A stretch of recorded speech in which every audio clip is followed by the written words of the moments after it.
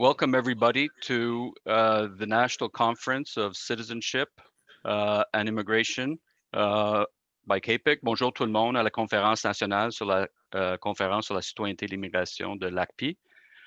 Nous allons attendre 45 secondes. We're going to wait 45 seconds for everyone to join us before starting.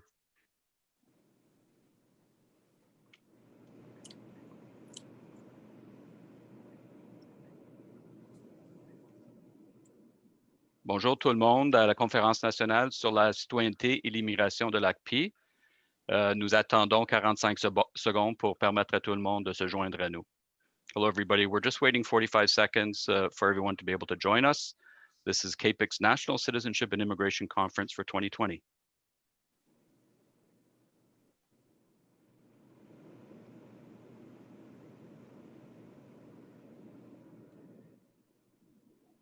Okay, well, thank you everybody for joining us. We're going to begin with O Canada by our own CAPIC member, John Manning, and then some remarks from Lulwa Hidik, chair of the CAPIC board, and Dori Jade, CAPIC CEO, followed by some housekeeping reminders.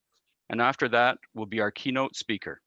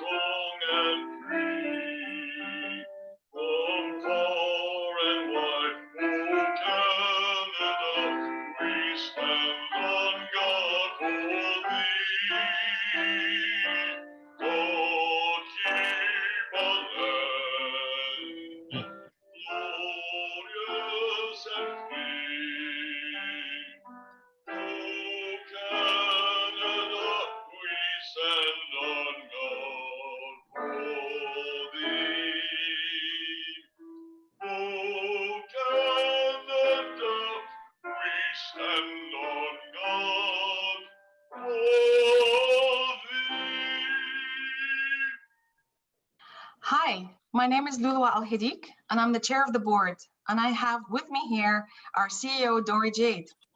It's a great pleasure and honor for me to open the 15th National Citizenship and Immigration Conference. As excited as I am, it's very disheartening not to be able to be amongst each and every one of you in person, as we have become accustomed to.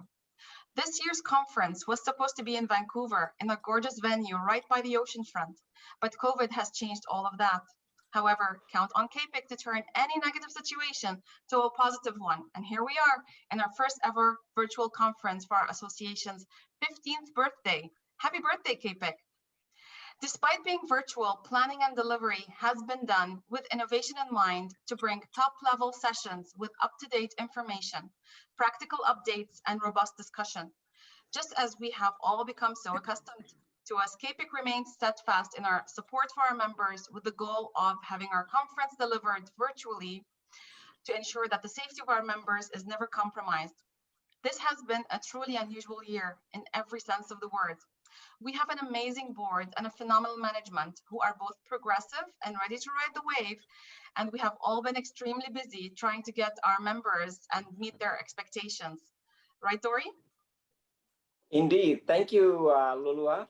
In fact, hello, everyone. I want really to share with you how we were able at CAPIC in only 3 days to move all the in-office operation into a remote operation using CAPIC's services that have been into practice, like CAPIC Connect and other services you can see.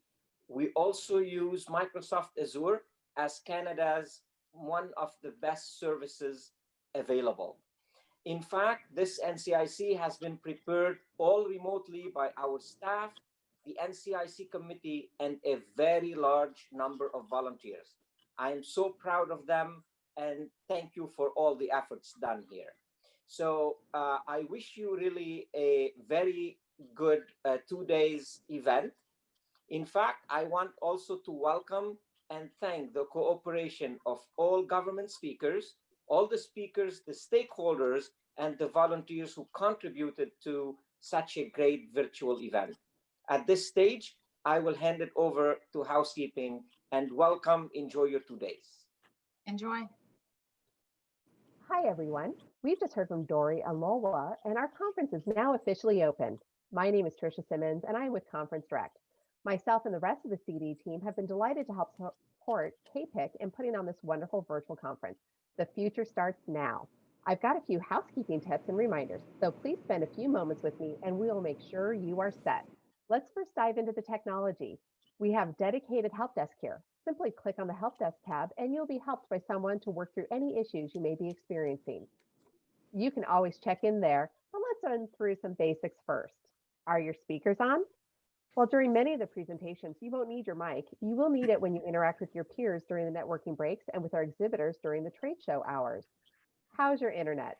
For best results, we recommend that you have 3 up, 3 down of megabytes per second.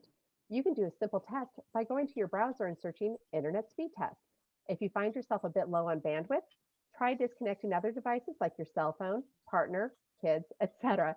You may also want to close out additional windows that you have open in your browser.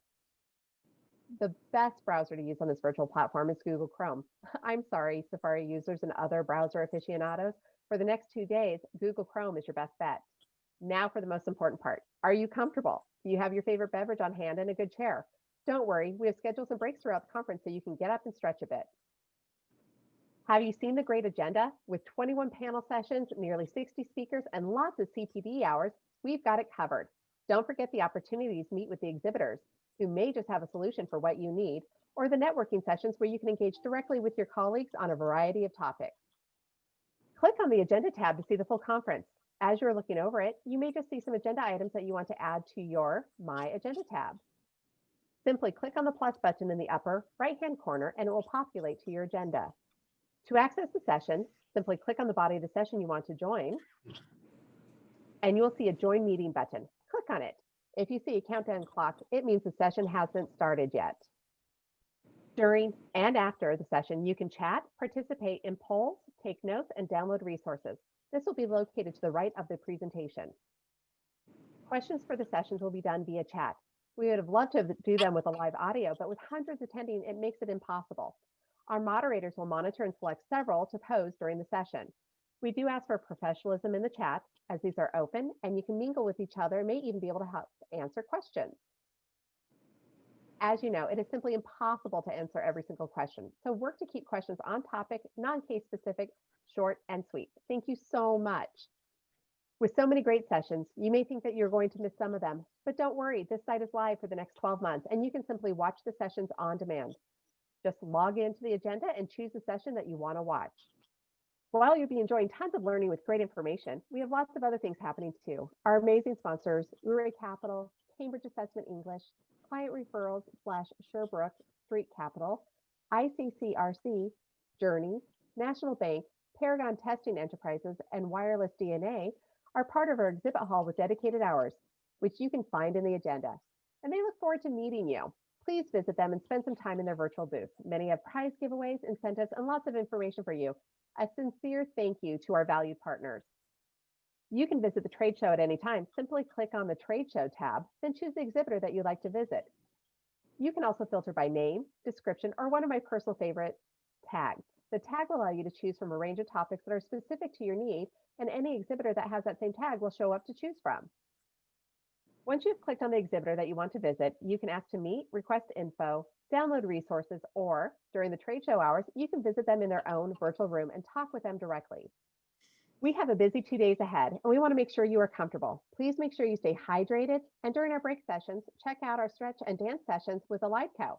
Grab a fancy hat or a colorful scarf and snap a selfie.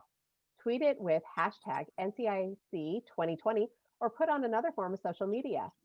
Copy at CAPICCCTI, and we'll put your name in a drawing for a free NCIC registration next year. So let's see those dance moves. Don't feel like dancing but want to mix and mingle? Check out our networking sessions on the last break of each day. We have some fun sessions, water cooler talk, and a chance to meet your colleagues. These are lots of fun, and be ready for some laughs. Share your conference experience online. Include the hashtag NCIC 2020 and copy at CAPIC-ACCPI. Tell us about the panel sessions you attended or a great tip you learned. Did you get your conference swag? Take a pic and show us. Share on the forum or through social media. Use the same hashtag and maybe we'll draw your name for another cool prize. Let's see what's in your cup. Don't be shy and be sure to check out other attendees. Go to the People tab and check out your fellow attendees and speakers. There's a filter here too. Find people through their companies, their ribbons, tags, and more. Everyone is in alphabetical order from A to Z. A great way to expand your network is to add people to your want to meet list. Great way to expand your network and make connections.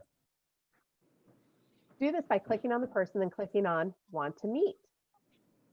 The individual will then be added to your list, and from there you can easily manage your list by clicking on the want to meet list, send private messages, and grow your network. Speaking of private messages, you can reach out to any attendee through the People page and check out your own inbox by going to Conversations and clicking on Inbox.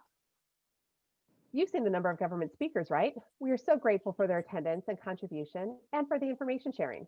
As always, we remind all our attendees and our KPIC family that our government partners are our guests.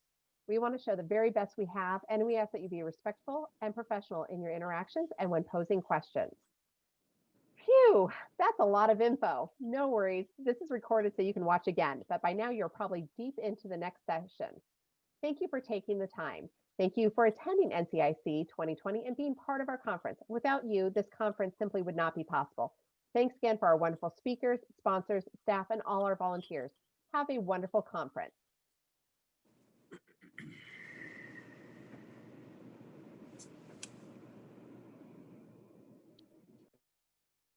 So Dory will now introduce the Minister of Immigration, Refugees, and Citizenship, l'Honorable Marco Mendicino.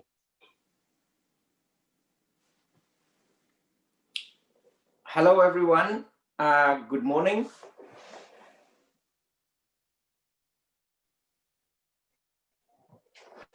Hello, everyone. Good morning. Thanks for being here.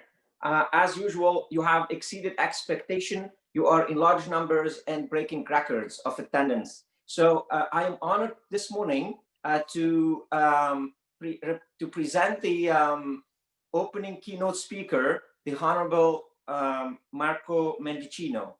Mr. Mendicino has been elected the first time in 2015, Eglinton Lawrence. Then he was championing the fact of helping housing, transit, and other aspects of the economy of his region. Mr. Mendicino has served and worked before being Member of Parliament as a prosecutor. He worked at the Law Society of Ontario and definitely has a long path of understanding law and advocacy. Mr. Mendicino is today with us to speak about immigration, the economy, and all aspects related to it. I will start with the keynote. Minister, the floor is yours, so you can start. Thank you for being with us today live from Ottawa. Thank you very much, Dory. Bonjour tout le monde. Before I begin, I'd like to acknowledge that I'm joining today's conference from the traditional unceded territory of the Algonquin people. I want to thank you again for that kind introduction, Dory, and I want to thank the Canada Association of Professional Immigration Consultants for inviting me today, and I'll echo the happy 15th anniversary. I hope you're all staying healthy, that your families are healthy, and that notwithstanding this very difficult and challenging moment that we find ourselves in, that like me, you see a point on the horizon not too far off that gives us reason for hope, and that there is a light at the end of the tunnel. And certainly some of the news that we've been hearing about Canada's market share of the vaccines, which are hopefully coming as quickly as possible, is reason for confidence. But we are not out of the woods yet. And I just want to wish you all good health and certainly to stay together in this challenging moment. Almost 1 year ago, 364 days to be exact, I was sworn in as Canada's Minister of Immigration, Refugees and Citizenship. Last week, I was asked in a press conference about whether or not it was everything that I envisioned. Well, it's been that and a lot more. I knew this portfolio would be both challenging and rewarding, and facing a global pandemic has only made it more so. It only goes without saying that a lot has changed, but one thing hasn't: Canada's need for immigration. Of course, I don't need to tell you all that. You all understand very well the importance of immigration. We share the same values and the same goals: strengthening this country through safe and orderly immigration. I enjoyed our meeting several months ago, and I'm pleased to share that we're making progress on many of the issues and priorities that we discussed. Back in May, you raised with me the impact of the pandemic on international students and their importance to Canada, and we couldn't agree more. International students bring so much to our institutions and communities, and I'm proud that despite the travel restrictions we've had to put in place, we've found ways for them to still come and study here. Their status may be temporary, but the contributions of international students are lasting, as we all know. We're working closely with provinces and territories to ensure that institutions have plans to welcome them and to address the impacts of COVID-19 while ensuring we maintain our strong and healthy safety protocols. In an uncertain time, we hope to give international students just a little more certainty. Those with complete applications are getting priority processing to make sure they can begin their classes while outside of Canada online and complete up to half of their program abroad if they can't travel sooner. We've also created a temporary process to help international students who can't submit all of their necessary documents. But we don't just want them to study here once they arrive. We sincerely hope that they consider settling here for the rest of their lives. And that's why we've also made it easier for those with a study permit to stay, granting them work once they qualify as economic immigrants. I'm sure some of you may have heard of a company called ApplyBoard. It was started by three brothers, Massey, Meti, and Martin Baziri, who came to Canada as international students. After coming here to study at the University of Waterloo, the Baziri brothers became permanent residents under our startup visa program. With more than 500 employees in 20 countries, ApplyBoard now has helped 100,000 international students from around the world to apply to colleges and universities here in Canada. And in just 5 short years, it has already reached unicorn status, which means that it's worth over $1 billion. By opening our doors to people, we open our doors to prosperity and the next Baziri brothers. Another issue you raised was the need for better leveraging of technology and innovation, like artificial intelligence, and we are. It goes without saying that COVID-19 has transformed how we do business and accelerated the adoption of technology. Firstly, we reoriented our processing and operations, introducing measures to continue landing permanent residents. In fact, our virtual landings process has significantly reduced the time that it had conventionally taken to land someone. More of our processes and forms can now be completed online, making things easier and more efficient for everyone.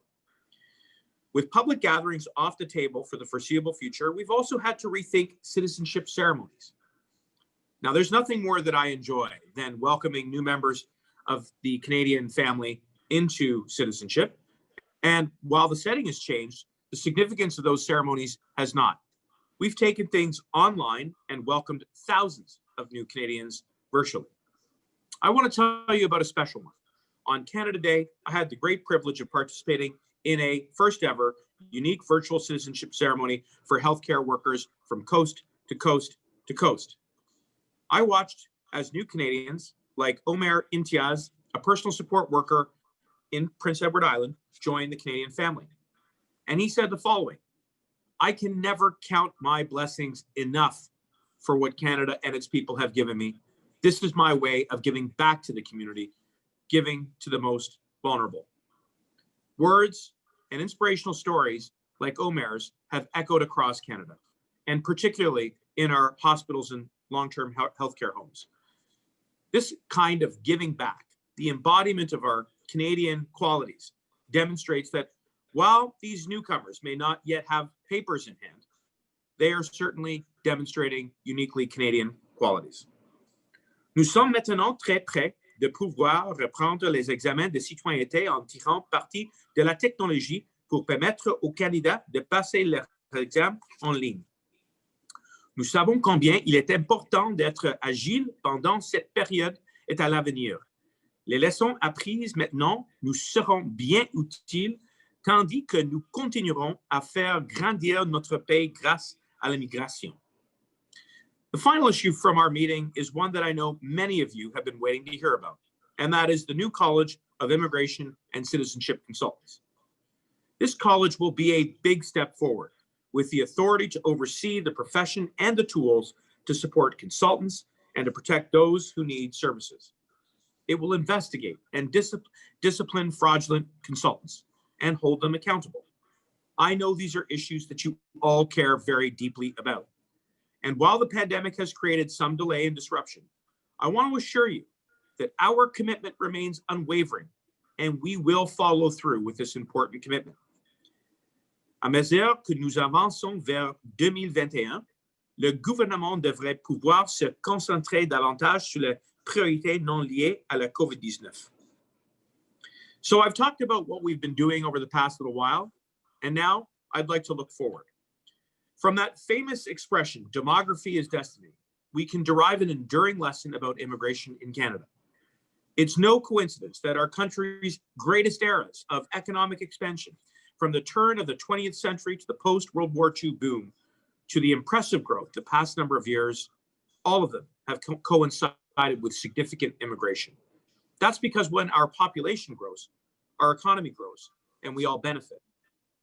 We're at a unique juncture in Canadian history.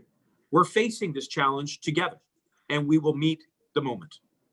And that's why I was very excited to recently table our annual immigration plan for 2021 to 2023, our roadmap for the future. Immigration is the key to our short-term economic recovery and long-term prosperity. And that's why the plan lays out a vision to increase our numbers over the next 3 years by about 1% of Canada's domestic population. Travel restrictions and other constraints have led to a shortfall this year, and we'll need to redouble our efforts to make up for it. With nearly 60% of all new admissions in the economic class, our plan is focused on creating jobs. Communities with the most immigration consistently see the fastest growth, which is why we're working to attract more newcomers to smaller cities and rural regions, building on the success of our Atlantic immigration and rural and northern immigration pilot programs. Nous reconnaissons également l'importance d'appuyer les nouveaux arrivants d'expression française pour contribuer à la vitalité et au dynamisme de nos communautés francophones hors Québec. Nous l'avons présenté par des actions concrètes. Nous le réitérons aujourd'hui. We believe in keeping families together, which is why we will continue to support family reunification through various initiatives. It goes without saying that 2020 has been particularly challenging in this regard. While travel has been restricted, we provided exemptions for immediate families and have made it easier for them to be here for longer in Canada. And we recently extended those measures to ensure families with loved ones abroad can be together in this most challenging time. Finally, we continue to be the global leader in refugee resettlement. The United Nations has recognized Canada as the #1 country in the world for welcoming refugees, and that's something we should all be proud of. It's not just about the numbers. It's about how we welcome them into our communities, as neighbors, as local business owners, as co-workers, and as aspiring Canadians who add to our social fabric. And this is due, in large part, to the compassion and generosity of Canadians. The past months have shown our system is capable of safe and orderly migration, even under the most difficult of circumstances. We continue to improve and welcome new Canadians. The contributions of immigrants, including filling gaps that existed before the pandemic, are indispensable. As we rebuild our economy, they're essential. Immigration must be a pillar of Canada's post-pandemic economic recovery plan, said my friend Goldie Hyder, the president of the Business Council of Canada. And we agree, because immigration creates jobs. 1 in 3 businesses with employees is owned by an immigrant, creating tens of thousands of jobs from construction to retail. There are more than 600,000 self-employed immigrants, and more than 260,000 of them have paid employees. As we rebuild our economy, we're also mindful of the long-term challenges facing Canada. Alors que nous nous concentrons sur la relance de notre économie, nous sommes également conscients des défis à long terme auxquels le Canada est confronté. Our workforce is aging rapidly. In 1971, there were roughly 7 workers for every retiree. Today, about 3 to 1. By 2035, there will only be 2 workers for every retiree. At that alarming rate, Canadians will have to pay 40% more for essential services like healthcare. Thanks to immigration, our labor force continues to grow by a small amount every year. Since 2013, all net growth in the job market has come from immigrants. Put simply, we need more workers, and immigration is the way to get there. En raison du vieillissement de la population, des pénuries de main-d'œuvre et de la nécessité de financer nos futurs programmes sociaux, l'immigration est un élément clé de notre économie. Canadians understand that in spite of the challenges of our pandemic, our immigration system is a competitive advantage that fuels Canada's success. La hausse des niveaux d'immigration nous aiderait à remédier aux problèmes démographiques qui continueront de nous affecter bien après la pandémie et définir nos intentions pour les années à venir. This is the choice we can make together for our country. It's the choice we should make now so that Canada's destiny is not constrained by our demographics. Immigration reflects who we were, who we are, and who we want to be. We're choosing to be open, vibrant, and prosperous. And I know that we can count on your support and partnership every step of the way. Thank you. Merci. Merci, Monsieur le ministre. Très apprécié. Maintenant, je vais juste toucher à quelques points que vous avez mentionnés et puis on va continuer sur les mêmes points que vous avez amenés durant votre allocution. So first, I would like to start with the planning for the upcoming years. How would you see this happening with the increase? Even though CAPEC was supportive since 2005 for 1% of the population, it took us 15 years to get there, but that's fine, never too late. So how would you see the machine, the government implementing this target? Thank you.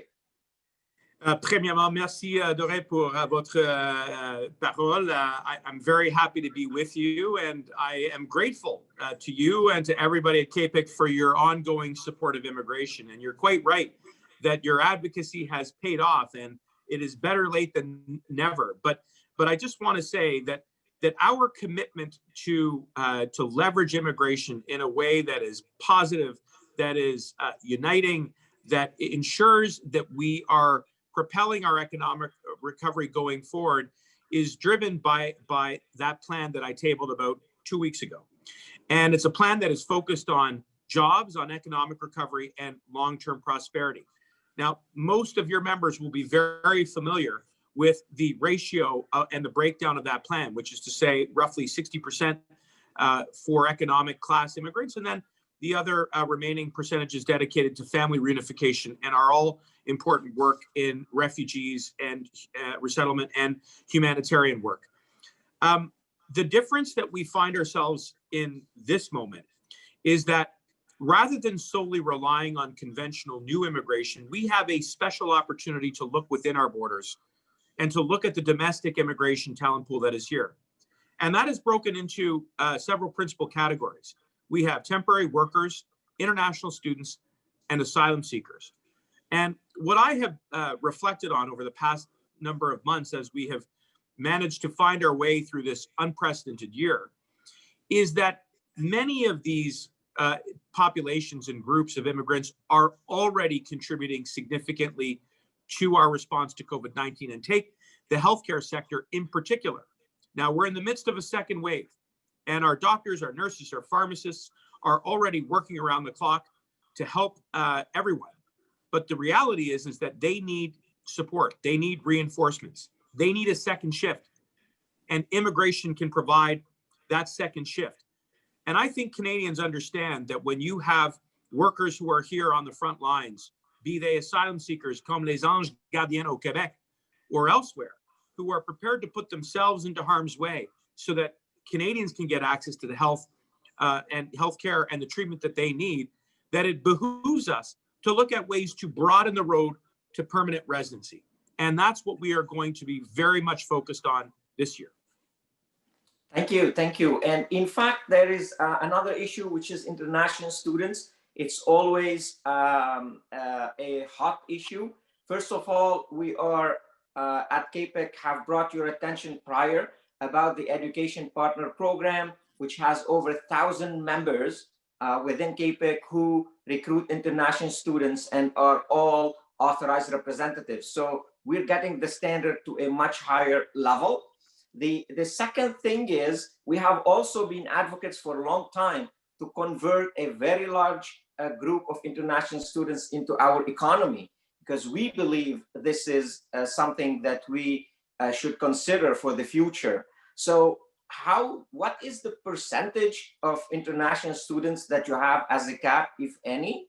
And the other question here is, comment vous pouvez nous aider comme gouvernement pour améliorer le service de partenariat? So how can you as government support the Education Partner Program to succeed and excel in helping Canada getting better students, international students?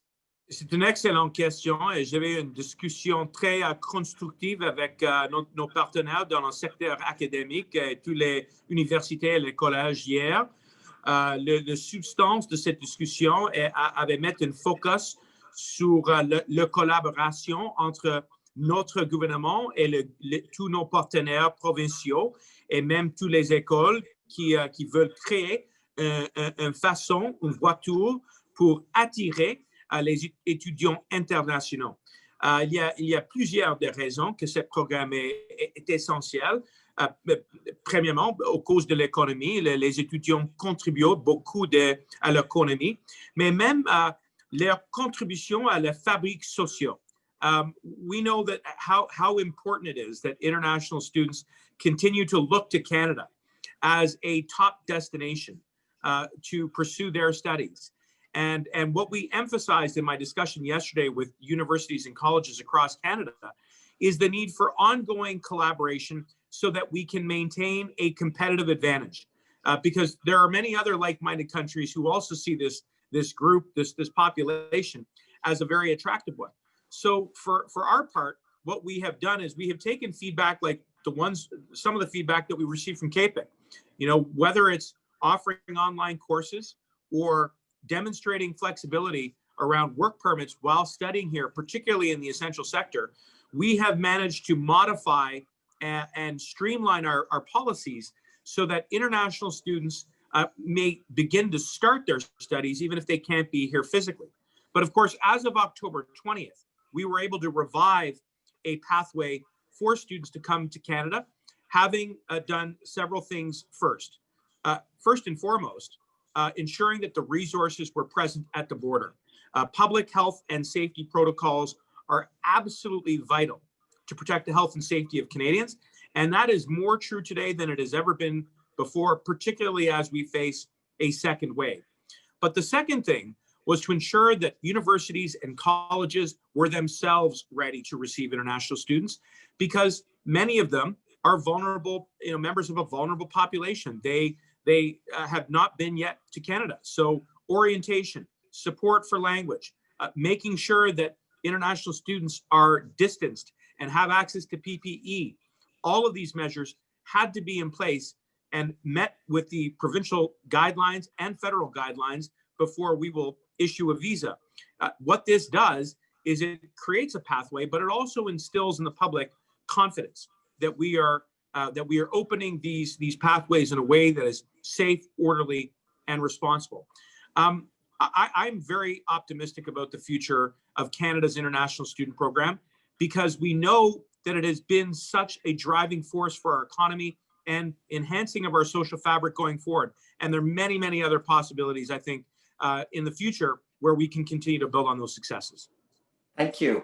In fact, staying into the economy, we have been submitting for some time now, and I hope it won't be another 15 years to convince the government about business immigration. And in many instances, decisions were taken We believe the decision were not based on statistics, and what we're looking for from the federal government outside of the provinces, a business program that allows Canada as a whole to receive international funds after COVID, and I hope it's going to be soon, by getting entrepreneurs, investors, investment funds to be part of our immigration process. At the end of the day, within the 16% economic recruitment, we really need a big chunk of businesses to come and establish in Canada. So what is your view on that? Well, I think you're right to raise the question, and I think that there is some merit to exploring pathways that allow for individuals who wish to come to Canada and invest here to realize that opportunity. And we do have existing programs like the Startup Visa, the one that I mentioned that led ultimately to the Baziri brothers coming to resettle here, as one that might potentially be one that could be expanded. But I also want to address one of the central premises of your question, one of the other central premises of your question, which is around the ratio or the mix of different classes of immigrants reflected in our immigration plan. And you're quite right. We have placed, I think, an appropriate emphasis on economic immigration, because it is one of the main reasons why we need immigrants. We would like people to come and contribute their skills, their talent, their experience, but it is in no way incompatible with doing the other important work around family reunification and resettling refugees. And so I believe that we have struck that balance, and that more importantly, by reuniting families and by offering opportunities to the world's most vulnerable, they too contribute to our economy. They contribute in several material ways.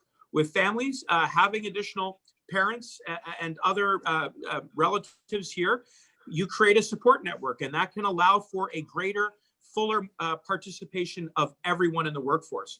And when it comes to refugees, I've often said, when I've been asked to speak in different forums about this, that we need to cast aside this stigma that refugees are simply victims. They are not. They are also professionals, engineers, researchers, artists, workers, entrepreneurs, and they have as much to contribute as everyone else does. And that's why pilot projects like the EMPP, the Experienced Mobility Protected Persons Pilot Project, which is being headed by my department, demonstrates a transition from seeking refugee status into the workforce. And so I think we have a plan that has been recognized by the OECD as being the best in the world when it comes to integration, and we will continue to build on that success. All right. As you know, we are short of time. However, je voudrais juste emmener la dernière question. Est-ce qu'on s'attend de vous à une petite annonce plus claire concernant le collège? Can we get out of you today a more sharp timeline on the College Proclamation Act? As soon as we can, my friend. I know how important this particular initiative is to you and to everybody at CAPIC, and I will just say it is part of my mandate. We are laser-like focused on creating it, and as soon as we have material news to share, you will be among the first that we share that news with. That is my commitment to you. Et je veux remercier pour l'opportunité pour partager quelques paroles sur le dossier d'immigration et même pour la conversation ce matin.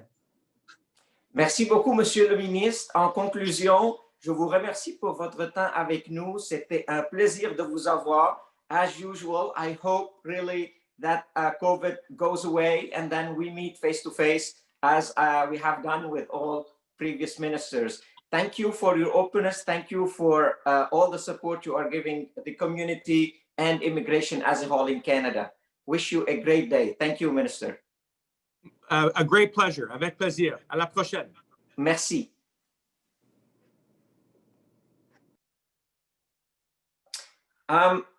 Mesdames, Messieurs, c'était avec nous l'honorable Marco Mendicino. And now we move to our next speaker, Marc Audet. Marc is a very long friend of CAPIC, of myself too. Mark has been here for CAPEC and the industry at all times.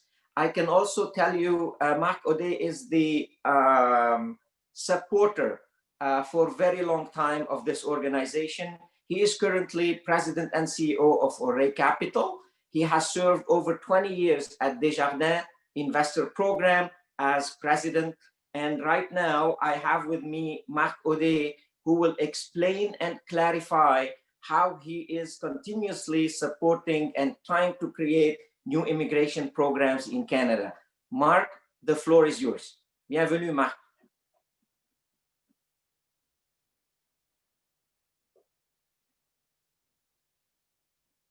Okay, do I have Mark with us?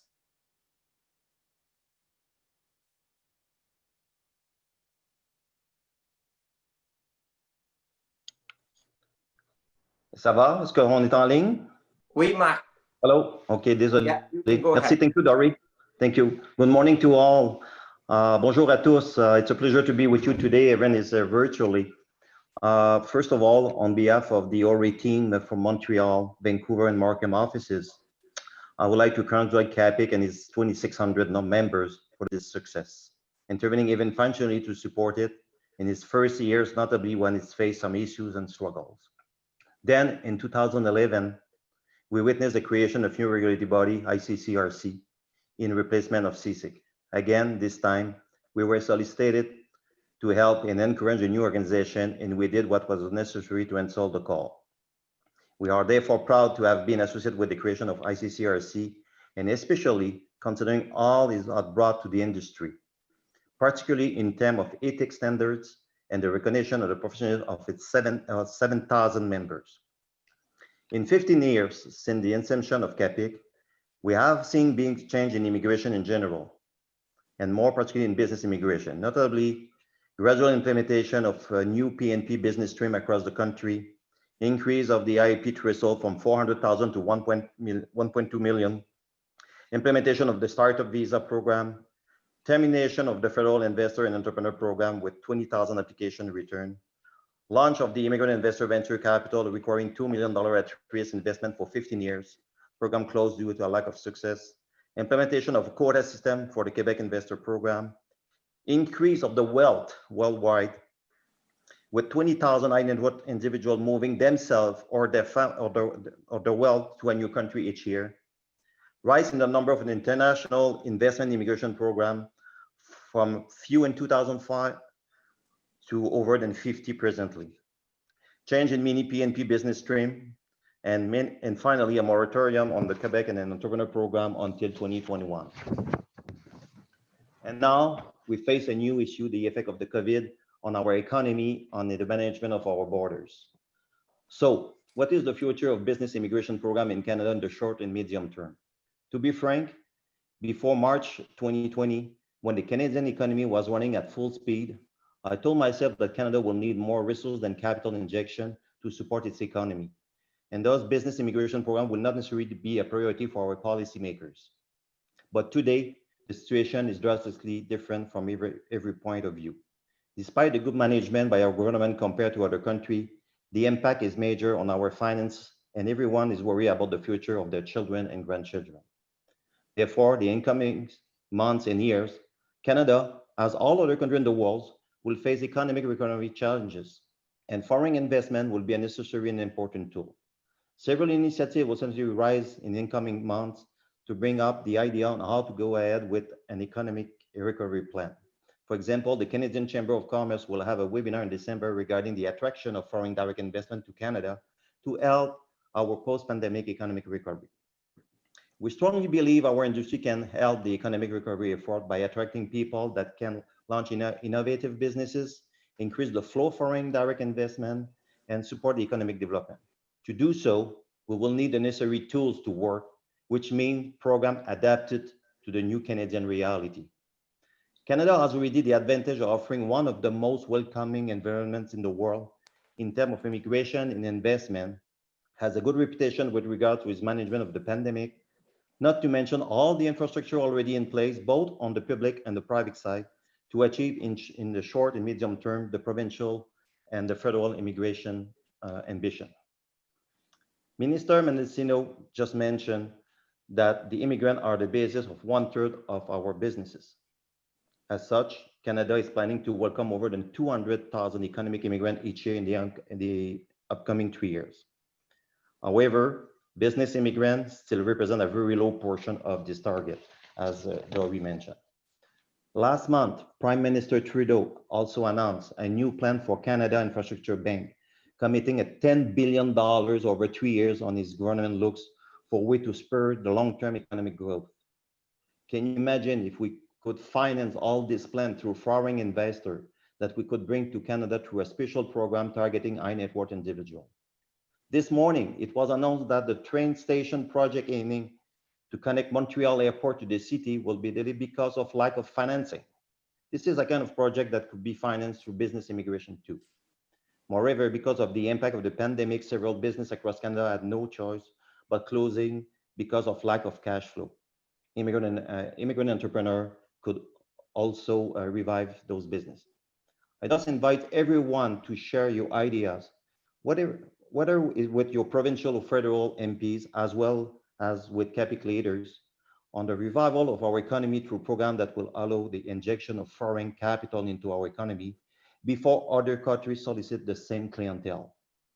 On the other hand, as pointed previously, each and everyone must work in the most ethical environment for the sustainability of the programs that are either in place or those to come. We have a country that promotes freedom in many ways, but it doesn't mean using the system. Each province has different economic needs, and apart from the injection of active and passive capital, the priority is the settlement of the candidate and their family in the province that give them the privilege of opening the doors to Canada.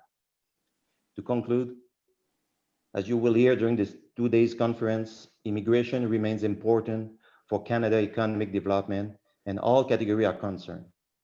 Business immigration is one of them, and I'm not saying that only because I'm myself involved in the industry, but first I'm also because I'm a Canadian and I'm a Quebecois.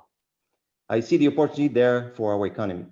With the challenge that we brought by the pandemic and the competition from all the corners of the globe in attracting business immigrants, we will have to be very proactive to keep our program successful and attractive. I'm confident our policymakers will listen to us while realizing the full potential that business immigration can bring across Canada. Thank you, merci, and I will be pleased to, together with my team, to exchange with you during this 2 days conference. Enjoy the conference.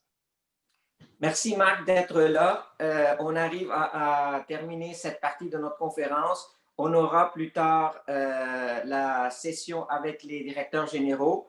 We will have the session with the Director Generals. Thank you, everyone. Thank you, Mark.